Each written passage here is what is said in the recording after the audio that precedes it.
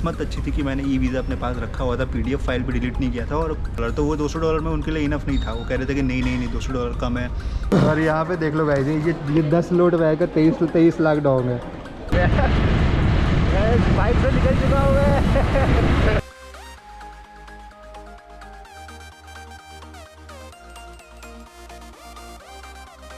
Hello everyone, कैसे हो आप सभी लोग। यार स्वागत है आप सभी लोगों का आज के इस नए वीडियो में। समय हो चला है कंबोडिया को टाटा बाय बाय करने का, क्योंकि मैं हूँ इस वक्त कंबोडिया के इंटरनेशनल एयरपोर्ट जिसका नाम है फनम पेन इंटरनेशनल एयरपोर्ट। और अब बस मेरी फ़्लाइट है करीब 2-3 घंटे के बाद वियतनाम के लिए। तो मैं जा रहा हूँ वियतनाम। और कंबोडिया का यार बस हो चुका है हिसाब किताब ख़त्म। बस एक बात यार पहले आपको बताना चाहूँगा, क्योंकि जब मैं आया था यहाँ पर कंबोडिया पे, तो मुझे यहाँ से सिटी सेंटर अपने हॉस्टल पे जाने के लिए $8 का पे करना पड़ा था, जो कि बहुत ज़्यादा था, क्योंकि बारिश वगैरह का बहुत तेज़ बारिश हो रही थी और मैं पब्लिक ट्रांसपोर्ट का पता नहीं कर पाया था। बट वही वहाँ से वापस आते टाइम मैंने बस $1.25 पे किया है, जो कि लगभग करीब ₹100 होता है। तो देख रहे हैं ना अब प्राइस का डिफरेंस ज़मीन आसमान का।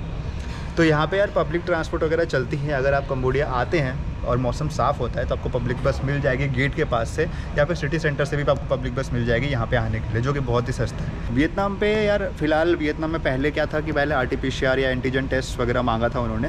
बट इस 15 तारीख से 15 मई से उन्होंने RT-PCR और एंटीजन टेस्ट सब कुछ हटा दिया है सारे इंटरनेशनल ट्रैवल के लिए। तो अब कुछ भी ज़रूरत नहीं है, बस मेरा पैसा बच गया कंबोडिया में, क्योंकि कंबोडिया में RT-PCR का दाम भाई RT-PCR $130 का होता है यहाँ पे, $130। अबे साले। और एंटीजन टेस्ट भी $30 से $45 के बीच में होता है भाई साहब। मतलब मेरा $30 बचा, क्योंकि वियतनाम वाले एंटीजन भी एक्सेप्ट कर रहे थे, तो मैंने एंटीजन का मूड बनाया हुआ था पहले से। बट याशीन, आपको पता होगा, आपने मेरी पिछले वीडियोस में देखा होगा याशीन को, वो इंडोनेशिया गया और उसने $130 पे किया है अपने RT-PCR को मेरे सामने। $130 का मतलब $10,000 होता है यार। $10,000 कोई RT-PCR के लिए देता है क्या यार? $10,000 में तो लोगों की ट्रिप खत्म हो जाती है कंट्री की। बाहर से यार कुछ ऐसा दिखता है ये एयरपोर्ट। एक बार स्टार्ट हो जाए बोर्डिंग वगैरह तो मैं आपको दिखाता हूँ कि कैसे यहाँ पे एयरलाइन से बोर्डिंग पास वगैरह लेना है और कैसे फिर आगे सिक्योरिटी चेक में। क्योंकि यार भाई मैंने बहुत कुछ सुना है कि मेरे यहाँ पे कंबोडिया आने के बाद, क्योंकि मेरा जो इमिग्रेशन था वो तो थोड़ा बहुत ऊपर नीचे था, बट मेरे आने के बाद यहाँ पे मेरे दोस्त को डिपोर्ट कर दिया है यहाँ से। मैं आपको बताऊँगा अभी पूरी कहानी उसके बारे में। पहले अपना ये बोर्डिंग पास वगैरह ले लूँ। उसको डिपोर्ट कर दिया। उसके बाद एक और दोस्त आया था, उसकी भी हालत एकदम से ख़राब कर दी पूरी की पूरी। और एक दोस्त मेरा यहाँ से जा रहा था, उसका भी एकदम से भाई जाते वक्त भी इतने सवाल जवाब उससे किए ना कि पूछो मत। अब मेरी बारी है तो मैं आपको अपना एक्सपीरियंस बताने वाला हूँ कैसा होता है भाई। मेरे को मैंने कुछ भी कैश में नहीं रखा, बस $110 मेरे पास कैश में है पैसा। अब देखता हूँ क्या होता है, बस एक बार स्टार्ट हो जाए फिर आप लोग को बताता हूँ। सब कुछ हो गया है, सब कुछ सारा चीज़ मिल चुका है, बोर्डिंग पास वगैरह सब मिल चुका है। एक्चुअली मैंने जो अपना ई वीज़ा है ना उसको प्रिंट आउट नहीं करवाया था, तो मेरे को वैसे जब मैंने अपना बोर्डिंग पास लिया तो मेरे को तो किसी ने नहीं बोला कि भाई जाके प्रिंट आउट करवाओ। बट पीछे वियतनाम एयरलाइंस का ही कोई बंदा खड़ा था, उसने बोला कि सर अपना इस ई वीज़ा का प्रिंट आउट करवा लीजिए, अदरवाइज़ प्रॉब्लम हो सकती है आपको वहाँ पे।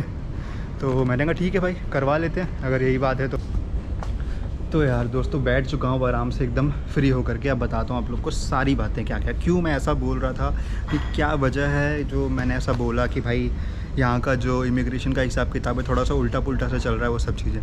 एक्चुअली क्या हुआ कि यासीन जो मेरे साथ घूम रहा था, आपने देखा होगा, वो जब यहाँ से इंडोनेशिया जा रहा था तो इमिग्रेशन में जब एग्ज़िट करते हैं तो स्टैंप लगाना होता है किसी भी कंट्री को। वो कोई सवाल जवाब नहीं करते हैं, क्योंकि भाई वैसे भी आप किसी उस कंट्री को छोड़ के जा रहे हो जहाँ का इमिग्रेशन ऑफिसर आपका एग्ज़िट का स्टैंप लगा रहा है, ठीक है। तो उसका तो कोई सवाल जवाब करना बनता नहीं है, ठीक है। वैसे मुझे नहीं पता अगर ऐसा कुछ होता भी, आपके साथ ऐसा कोई एक्सपीरियंस हुआ हो तो कमेंट सेक्शन पर ज़रूर बताइएगा कि ऐसा आपके साथ भी हुआ था। तो यासीन के साथ बहुत सवाल जवाब उन्होंने किया। उन्होंने यासीन से भाई पैसे मांगे कि कितने पैसे आपने लिए रखे हैं, इमिग्रेशन वालों ने यार, जबकि एग्ज़िट कर रहा है बंदा, तो आपसे क्या मतलब है यार। पैसे मांगा उनसे, उससे कितना पैसा लेके घूम रहे हो आप, क्या है क्या नहीं है। तो उसने बताया $200। तो वो $200 में उनके लिए इनफ नहीं था। वो कह रहे थे कि नहीं $200 कम है और पैसा होना चाहिए। तो यासीन फिर अपना बैंक अकाउंट वगैरह स्टेटमेंट दिखाया उसने। और फिर तभी भी भाई यहाँ पे सिक्योरिटी चेक जब वो पहुँचा, वहाँ पे भी उससे सब सवाल जवाब कर रहे हैं कि कितना पैसा लिया, क्या है क्या नहीं है। मतलब सिक्योरिटी चेक वाले कौन होते हैं भाई ये बार सवाल जवाब करने वाले, कितना पैसा लिया कितना पैसा नहीं लिया। भाई तू कौन होता है पूछने वाला, भाई तेरा काम है सिक्योरिटी चेक करना, तू अपना काम कर। तो भाई काफ़ी बुरा एक्सपीरियंस रहा था यासीन के साथ। उसने मुझे कॉल करके बताया ऐसी बात ही हुई। और अब जो मैं आपको बता रहा हूँ दोस्त जो डिपोर्ट हो गया उसके बारे में। श्रीलंका की अगर आपने मेरी ट्रिप नहीं देखी है तो उसको देखिएगा, उसमें आपने एक बंदा देखा होगा, उसका विकी नाम है उसका, मेरे साथ श्रीलंका में उससे मिला था। तो वो बंदा मेरे कंबोडिया में 29 तारीख को कंबोडिया आया था, 29 अप्रैल को, और वो आया था 3 मई को। वो मुझसे ज़्यादा पैसे लेकर के आया था, $500 लेकर के आया था वो अपने साथ, और डॉक्यूमेंट सब कुछ थे। उसके बाद ई वीज़ा वगैरह था, return flight ticket, onward flight ticket था वियतनाम का उसके पास, इवन वियतनाम से इंडोनेशिया का भी फ़्लाइट टिकट था उसके पास, और सब ओरिजिनल टिकट्स। ठीक है, मैं तो डुप्लीकेट टिकट अभी करवा करके लेके आया हूँ, वो भी उसके बारे में आपको बताता हूँ अभी आप लोग को कैसे करवाते हैं डुप्लीकेट टिकट। ये मेरा पहला एक्सपीरियंस था, बट बताता हूँ इसके बाद। तो वो जब आया यहाँ पे भाई, उससे कम से कम आधे घंटे तक इन्होंने सवाल जवाब किया कि ये है वो है, क्यों आए हो, क्या काम है आपका, पहली बार आए हो तो क्या करने आए हो, जॉब करने आए हो, ये है वो है, फलाना ढिमकाना, पता नहीं कितने सारे उससे सवाल किए। और बाद में पता नहीं क्या उन्होंने, एक्चुअली उस दिन ये भी हुआ था ना कि 2-3 इंडियन लोगों को इन्होंने ब्लैकलिस्ट किया हुआ था कंबोडिया वालों ने, और वो लोग तभी भी इंडिया में आए हुए थे ब्लैकलिस्ट होने के बावजूद भी, सॉरी कंबोडिया में आए हुए थे ब्लैकलिस्ट होने के बावजूद भी। तो उनके बाद भाई इसका नंबर आया मेरे दोस्त का, तो उसको भी वो लोग उसी नज़र से देखने लग गए, और उसके बाद फिर वही सब बहस वगैरह हुई, ये सब हुआ, पैसे पूसे वगैरह के चक्कर में बाद में उसको डिपोर्ट कर दिया, एंट्री नहीं करने दी भाई उस बंदे को। उसके बाद इतना गंदा बिहेवियर, वो बता रहा था मुझे कि एयरलाइन वाले इतना बेकार बिहेवियर करते हैं डिपोर्ट, ऐसा लगता है कि भाई मतलब कुछ है ही नहीं उस बंदे की इज्जत जब डिपोर्ट हो जाता है, तो इतना गंदा बिहेवियर है। और पैसों का नुकसान अलग, वो यहाँ से कंबोडिया से वापस इंडिया जब वो रिपोर्ट किया गया तो उससे कम से कम $320 खर्च करने पड़े वापस इंडिया पहुँचने के लिए, क्योंकि एयरलाइन का टिकट आपको ही देना पड़ता है भाई। ऐसा नहीं है कि डिपोर्ट होने के बाद एयरलाइन आपको खुद लेके जाती है, नहीं, इससे कोई मतलब नहीं है, आपको ही पैसा देना पड़ता है। अगर आपका रिटर्न टिकट है तब तो थोड़ा सा पैसा आपका बच जाएगा, अगर रिटर्न टिकट नहीं है तो पैसा आपको ही पूरा का पूरा पे करना पड़ेगा, एयरलाइन वाला कुछ नहीं पे करने वाला है आपको, सब कुछ। तो यही सारी जब मैंने चीज़ें सुनी थी तो यार जब मैं कंबोडिया आया था तो मेरा एकदम स्मूथ इमिग्रेशन हुआ था, मैंने आपको बताया अभी पहले वीडियो में। अब कंबोडिया से जा रहा हूँ मैं, मेरा बिल्कुल स्मूथ एग्जिट हुआ, वो ये रहा सब कुछ, बोर्डिंग पास वगैरह सब कुछ मेरे पास ही है, उन्होंने कुछ नहीं पूछा। रिटर्न फ़्लाइट मुझसे मांगी उन्होंने कि सर आप कब जा रहे हो, मैंने कहा मैं 1 तारीख को वापस चला जाऊँगा। तो उन्होंने मुझसे रिटर्न फ़्लाइट टिकट मांगी, मैंने उनको दिखा दिया वही डुप्लीकेट। अब मैं आपको बताता हूँ कि डुप्लीकेट फ़्लाइट टिकट कैसे मैंने करवाई थी। एक्चुअली मैंने क्या किया था कि नेट पे सर्च किया कि कैसे कोई टिकट वगैरह रेंट कर सकते हैं, तो मुझे एक वेबसाइट मिली थी onwardticket.com, ऐसे करके बहुत सारी वेबसाइट है वैसे मैंने इस वेबसाइट से करवाया है, मैं लिख दूँगा या तो आपको स्क्रीन पर दिख रहा होगा अभी वो लिंक। मैंने इस वेबसाइट के थ्रू करवाया था, और मैंने बस $10 पे किया था उनको, और उन्होंने मुझे एक टिकट बना कर दी थी जो कि 48 घंटे के लिए वैलिड है टिकट। तो बस हो गया काम, मेरा टिकट मिल गया मुझे, ये रहा बोर्डिंग पास। उन्होंने चेक, मेरा वो टिकट भी चेक किया वो डुप्लीकेट वाला, उन्होंने तभी भी कुछ नहीं बोला। फिर मैं यहाँ पे आया तो फाइनल इमिग्रेशन क्लियर हो गया है, सिक्योरिटी चेक क्लियर हो गया है। उसके बाद भी भाई एक बंदा बैठा के रखा है इन्होंने चेक करने वाला, मतलब भाई ये चीज़ तो ना अलग लेवल की चूतियापा है भाई। मतलब पहला सिक्योरिटी, हम पहला क्या होता है, पहले आप बोर्डिंग पास लेते हो, ठीक है बोर्डिंग पास ले लिया आपने, सारी डिटेल्स अपनी चेक करवा ली, बहुत अच्छी बात है। फिर आप जाते हो इमिग्रेशन के पास, चाहे एग्जिट हो रहे हो चाहे एंट्री हो रहे हो, इमिग्रेशन भी आपने सब कुछ करवा लिया, ठीक है। उसके बाद आप जाते हो सिक्योरिटी के पास, सिक्योरिटी क्लियर होने के बाद कोई चेकिंग होती है कहीं पे? इंडिया में भी कोई चेकिंग नहीं होती, जबकि इंडिया में तो इतना ज़्यादा सवाल जवाब करते हैं भाई, बिना रिटर्न फ़्लाइट टिकट के तो आपको बोर्डिंग पास नहीं देते, यहाँ तो तभी भी दे देंगे। लेकिन सिक्योरिटी चेक क्रॉस करने के बाद भी 2 बंदे बैठा रखे इन्होंने कि दिखाओ पासपोर्ट। मैंने कहा भाई इतने बंदे चेक कर चुके हैं, 3 बंदे पहले, अब आप क्यों चेक देख रही है? कह रहे और वो रिटर्न फ़्लाइट टिकट। तो मैंने उनको रिटर्न फ़्लाइट टिकट, कह रहे क्यों जा रहे हो, जॉब करने जा रहे हो क्या? मैंने कहा यार अगर जॉब करने जाता तो ये टूरिस्ट वीज़ा लेके थोड़ा जाता, सीधा मैंने यही बोला। मैंने कहा if I was going to do a job then do I take this e visa is valid for that. So यही करके देख रही हंस रही मेरे को। उसके बाद मैंने बोला भाई मैं ट्रैवल ब्लॉगर हूँ, जा रहा हूँ ट्रैवल ब्लॉगिंग करने। तो कह हो ट्रैवल ब्लॉगर, ट्रैवल ब्लॉगर है।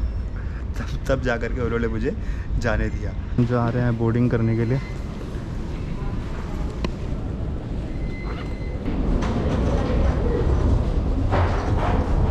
बाहर बारिश का मौसम हो गया यार, कंबोडिया आया था तभी भी बारिश हो रही है, और कंबोडिया जा रहा हूँ कंबोडिया से तभी भी बारिश ही हो रही है यहाँ पे।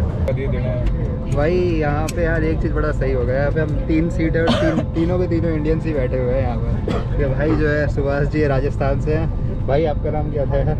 मैं पंजाब से हो भाई? ये जो भाई है, अरे कहाँ गए भाई? ये रफ़ाई हमारे पंजाब से, और मेरे को तो यार आप लोग जानते ही हो। इमिग्रेशन काउंटर पे पहुँच गए हैं वियतनाम एयरपोर्ट पे, और पहले अभी इमिग्रेशन वगैरह कर लेते हैं, फिर मिलता हूँ आप लोगों से। तो गाइस यार हो गया है हमारा वियतनाम का इमिग्रेशन क्लियर, और मेरा भी हो गया और भाई सुभाष भाई का भी हो चुका है। हम लोग तो डर रहे थे यार, पता नहीं यार क्या होगा बोल के, क्या पूछेंगे। और भाई मैं बता रहा हूँ कुछ भी नहीं पूछा यार उन्होंने। मेरा बस पासपोर्ट लिया, मेरा ई वीज़ा लिया, स्टैंप लगाया, कुछ नहीं, दैट्स इट, सब खत्म। कुछ भी नहीं पूछा उन्होंने मुझसे। इवन ये भी नहीं पूछा क्या कितने दिन यहाँ पे रहने वाले हो, कैश कितना लाए हो, कुछ भी नहीं, कोई सवाल जवाब नहीं, not even a single question. उन्होंने सीधा स्टैम्प मारा और डेट्स इट, काम खत्म। भाई आखिरी सिक्योरिटी चेक भी निपट गया है यहाँ पे, जो एग्जिट के टाइम पे होता है। और यहाँ पे जैसे ही आप बाहर निकलोगे ना, तो आपको ऐसी ATM वगैरह, करेंसी एक्सचेंज वगैरह, सिम कार्ड्स वगैरह सारे सब कुछ यहाँ पे मिल जाएगा। और यहाँ पे क्या सिम कार्ड के लिए पता कर रहे हो क्या? हाँ, ये क्या है सिम कार्ड का प्लान? तो ये जो सिम है ना यार, ये यहाँ की सबसे बेस्ट सिम है वियतनाम की। और यहाँ का प्लान देखो आप लोग, क्या अनलिमिटेड डेटा जो 120 GB तक हाई स्पीड मिलेगा, 50 मिनट का कॉल भी मिलेगा फ्री। रुपया सिम कार्ड वो, और ये सारे यहाँ पे करेंसी एक्सचेंज वाले हैं सब लाइन से। वीटेल, जो वीटेल का सिम कार्ड होता है ना गाइस, वो यहाँ पे सबसे अच्छा माना जाता है। पता नहीं मैं उसको सही तरीके से पढ़ रहा हूँ या नहीं पढ़ रहा हूँ, बट जो हमें बंदा मिला था पंजाब से, वही बता रहा था कि वियतनाम में सबसे अच्छा सिम कार्ड उसी का ही होता है। एक बार हम करेंसी एक्सचेंज का रेट पता कर लेते हैं कि $1 में कितना मिल रहा है, क्योंकि मेरे पास $110 है। देखता हूँ एक्सचेंज करवा कर यहीं से कितना मिल रहा है $1 का। How much $1? $1 price. How much? 23 lakh है कितने $1 के? 10,000, 10,000, लाख, 10 लाख। मैंने अपने अकाउंट में नहीं देखे इतने पैसे का। $1 का जो है 23,000 है, और $100 का 23 लाख है, और फिर $23 लाख मतलब $1 का 23,000 शायद सही रेट है मेरे ख्याल से यार। रेट में कोई पंगा नहीं है। ये 22,000 बता रहे हैं यूरो का? हाँ, नहीं डॉलर का 22 बता रहे थे, यूरो नहीं, तो 23 बता रहे हैं। अभी 23 इधर 23 बता रहे हैं। 23 100. I give you 23 for 10 euro. 20 आपने क्या चेंज करेंगे? डॉलर ही दे रहा हूँ मैं तो। कितने? वही 23,000 के हिसाब से। कितने लिए आपने? 23,000 उसी के हिसाब से लिया मैंने।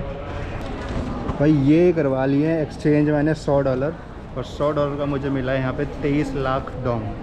भाई साहब ये 23 लाख रुपए लेके घूम रहा हूँ मैं, जो आप देख रहे हो ना पैसे, ये 23 लाख रुपए है। भाई छोटे डॉलर अगर आप $1, $5, $10 करवाते हो तो आपको 22,000 के हिसाब से देंगे, और बड़े डॉलर आप करवाते हो तो 23,000 से आपको देंगे ये लोग। तो इस बात का ध्यान रखें भाई। तो ये है अपना वियतनाम का एयरपोर्ट, बाहर से कुछ ऐसा दिखता है। एग्ज़िट हो गए, हम लोग आ चुके हैं बाहर को, और यहाँ पे जो दिख रहा है वो ऐसी है पूरा।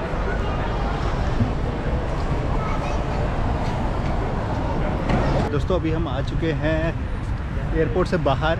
वो देखिए, अगर वहाँ पे आप देखेंगे ना, तो ये पूरा ये एयरपोर्ट है। एयरपोर्ट से थोड़ा 10 कदम आगे चल के आएंगे तो ये पूरा एग्ज़िट आपको ऐसा दिख जाएगा। और यहाँ से अगर आप टैक्सी वगैरह या फिर नॉर्मल ग्रैब की बाइक वगैरह ऐसे भी रोक के अगर बैठेंगे ना, तो आपको बहुत सस्ता पड़ेगा। एयरपोर्ट से बहुत महंगा पड़ेगा। करेंसी तो अब एक्सचेंज कर ली है, सिम कार्ड बाहर से ही लेंगे। प्रॉबेबली देखता हूँ, अगर आज मुझे मिल पाया तो आज ही ले लूँगा, अदरवाइज़ कल ले लूँगा सिम कार्ड, और आप लोग को दिखा दूँगा कि कैसा है, कितना रुपये प्राइस है, क्या नहीं है। गाइस निकल चुका होगा तो अपने हॉस्टल की तरफ बाइक से। यूट्यूब ब्लॉगिंग, यूट्यूब बाइक से निकल चुका होगा। बाइक बुक करवा ली है भाई, जा रहे हैं। करीब 150 रुपये लग रहा है, जो कि एकदम सही है एकदम से।